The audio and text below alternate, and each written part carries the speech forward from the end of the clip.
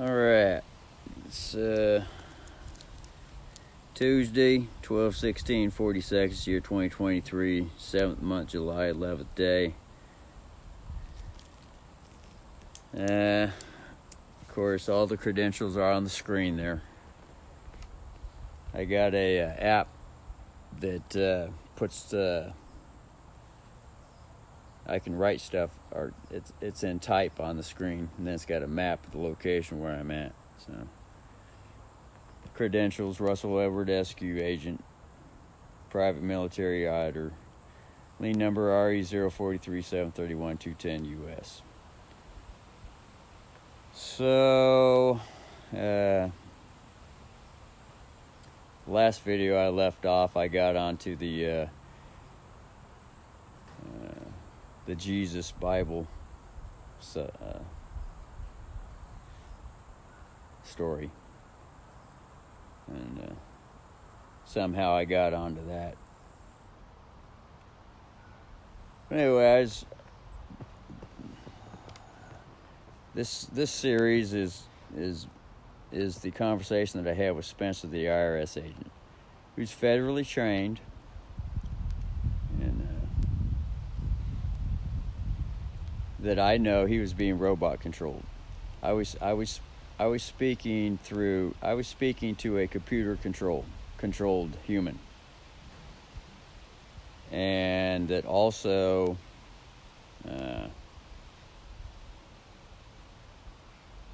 one that was controlling him directly at the top, which is the extraterrestrial, which could also have been one of his subservients at the table, someone in the military or the government or a CEO or an employee, also has access at high levels to control Spenser, the IRS agent, as he's talking to me, either through a computer program, which also could be a pre-programmed hologram, and or also they have the capacity to customize the speech or the program with what I call punch-in technology, moderator punch-in technology, where they could actually speak into a microphone and hit override the program and customize speech and talking through Spenser the agent to me. So these are the things that I know are high-level technology that are more than likely happen, although I'm not for sure, because I have not seen the technology with these eyes, nor have I participated using the technology and have experience using it. But I expect one day to be able to see the technology and to be able to use it, see how it functions, in honor to the contract that the extraterrestrial at the top and all of his subservients have agreed to. In other words, I actually have a contract in place, which is the law. Because everything in the legal realm is all assumed jurisdiction. And in the lawful realm, I have signatures and a contract in place. In the legal realm, there is no signature. There is no signatures to any contract to their assumed jurisdiction. Otherwise, when I asked them for the contract, they would have pulled it out already and showed it to me. But they know they don't have it. I know they don't have it because I have not signed no contract. Unless for some reason when I was age 1 through 3, which I have very little memory to, unless sometime through age 3 that I signed something that I don't remember.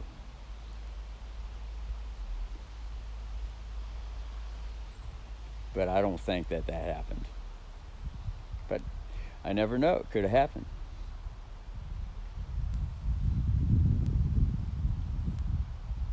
but they never shown it to me. And I don't think they ever shall show it to me, because it don't exist, more than likely.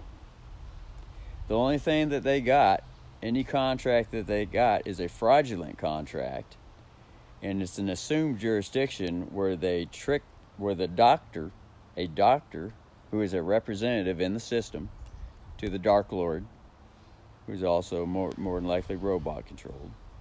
Most doctors are. Although to them, they think that they're just a regular human and that they're in control of everything that they got going on with their thoughts and their body actions. But there's things that I know, and I know they're under control. So, but I always say I could be wrong. But from what I observed more and more, I see more evidence. Not that I've seen it, I experience it. I have self-experience, the things that I know.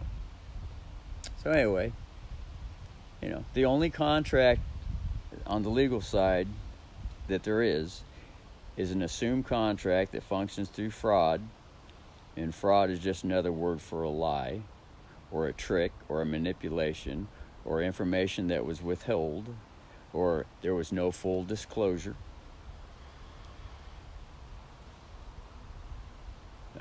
The only assumed contract that they have is when the doctor tricked the mother into filling out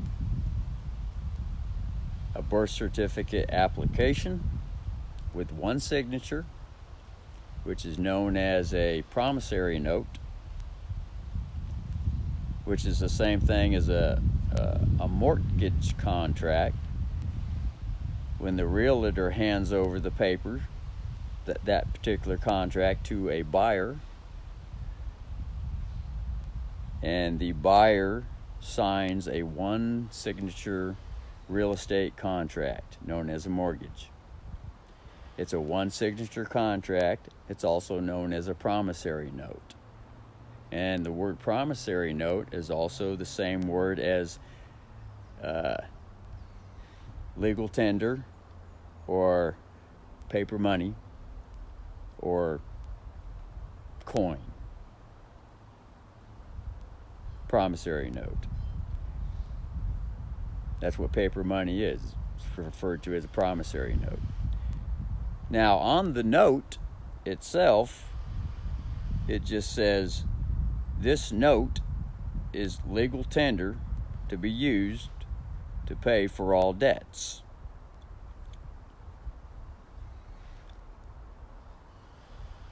But the corporation went bankrupt, or no, the people running the corporation went bankrupt. And so now they're in debt because they didn't pay up. So they came up with a system that says that they promise to pay the debt. And so that's why in the legal realms they call this paper money, or the coin, they call it promissory note, because it's a promise to pay.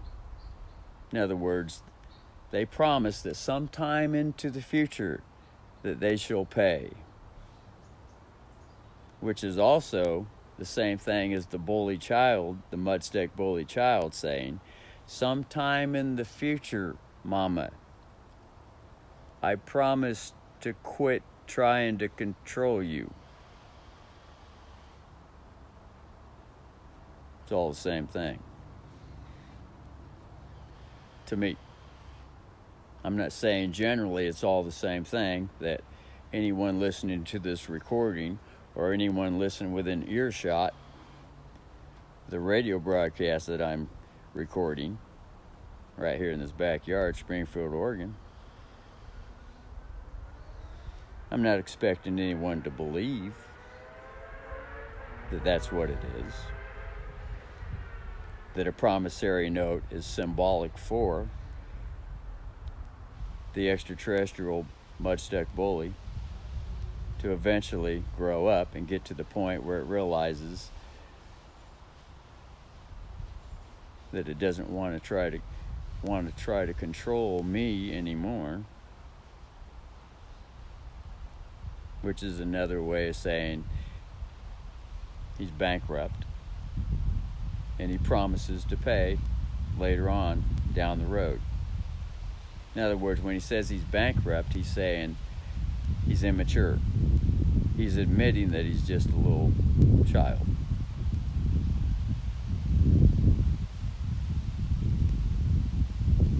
Even in the legal system, they got this organization called AA, Alcoholics Anonymous. AA.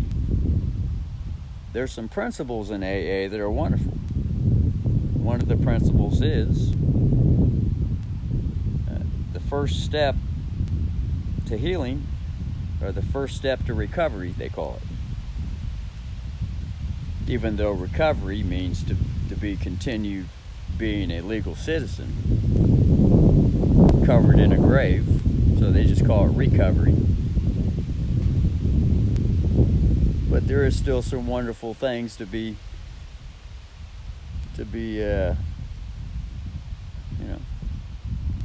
weaned or gotten from the system, from that system in AA, Alcoholics Anonymous.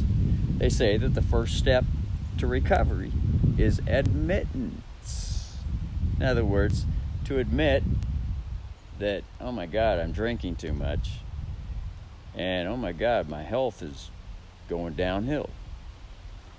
And oh my God, if my health is going downhill, oh my God, I'm probably one step closer to the grave. And if I'm one step closer to the grave, then this, then that, or whatever,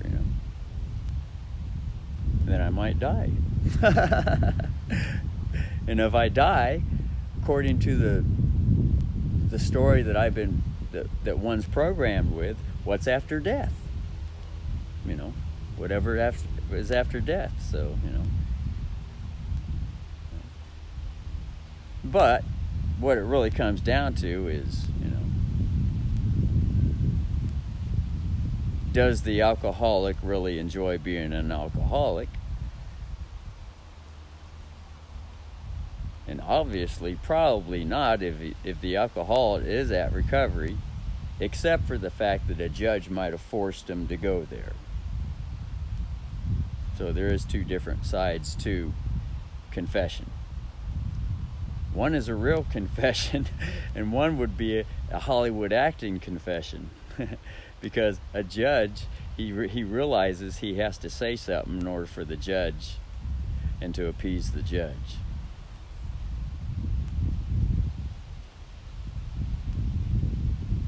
Which could also turn into a real confession.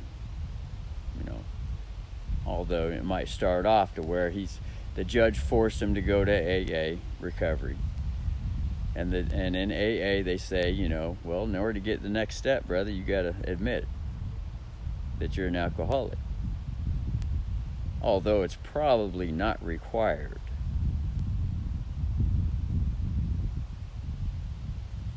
And as I'm verbalizing this, I'm starting to see that if a judge forced me, or if someone, because I see it all the time out in society, so I could just say it. If a judge forced someone that was summoned to his court, forced someone to go to Alcoholics Anonymous, AA, I could see where someone could get there and they could realize that as they were going through the course, upon first arriving there, though, they might be thinking in their mind that they're just going to say whatever that the AA agent wants to hear. Sure, I'll admit it. As long as I get out from underneath this fine this judge is going to give me, as long as I get out from underneath this prison sentence that the judge is going to give me if I don't complete the AA course, sure, I'll admit it. I'll say anything to get out of it. The sentence, I'll say anything.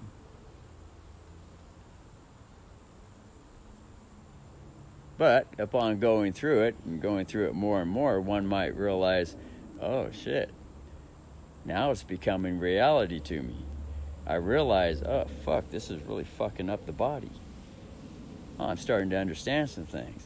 Oh shit, I realize when I'm drunk, I start to say some stuff that is kind of injurious to others. Or I start to participate in things that are injurious to others, such as get behind the wheel and get on the freeway and crash into someone and kill them or injure them. Wow. Starting to realize this. Because sometimes,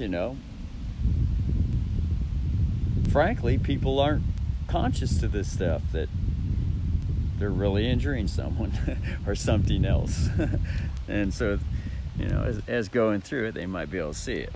But anyway, I was speaking promissory notes, one signature contracts. I got off in the money and I got off in the AA, but it's all connected. The whole system, everything in the system's connected. So anyway, so the mother is tricked. This IRS agent that I'm talking to over the phone, Spenser, who I know is being controlled by the extraterrestrials, or someone subservient under him, military, governments, CEOs, employees, animals, trees,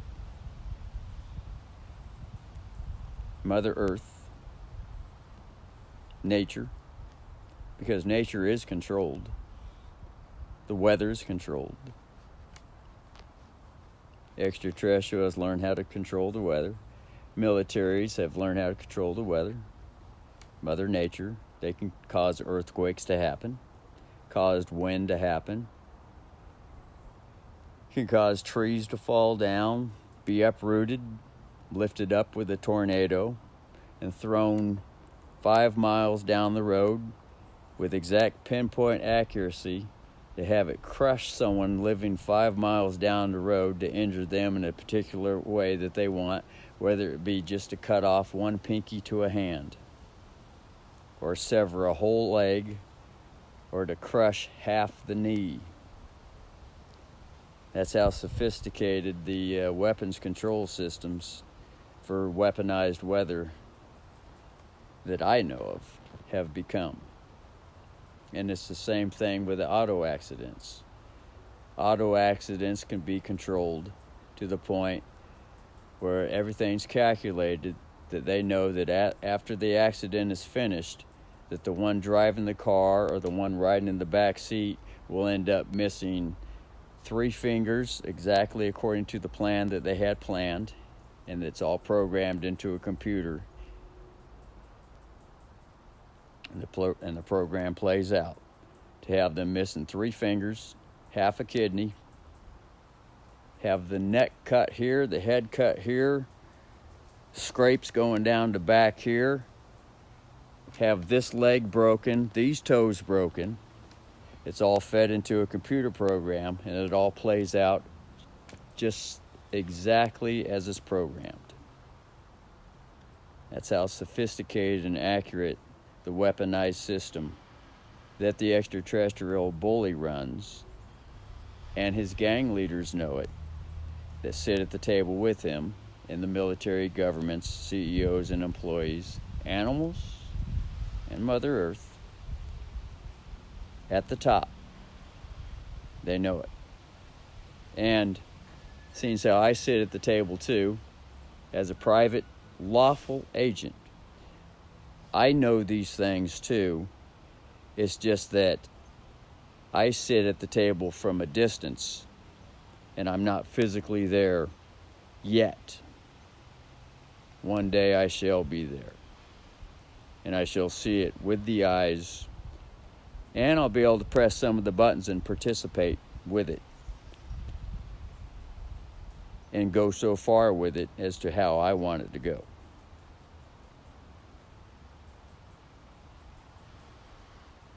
But I'm not fully certain and sure because I'm not sitting at the table yet and I haven't pressed the button. So anyway, 20 minutes into this video, it's time for another part, and I'm going to continue on. So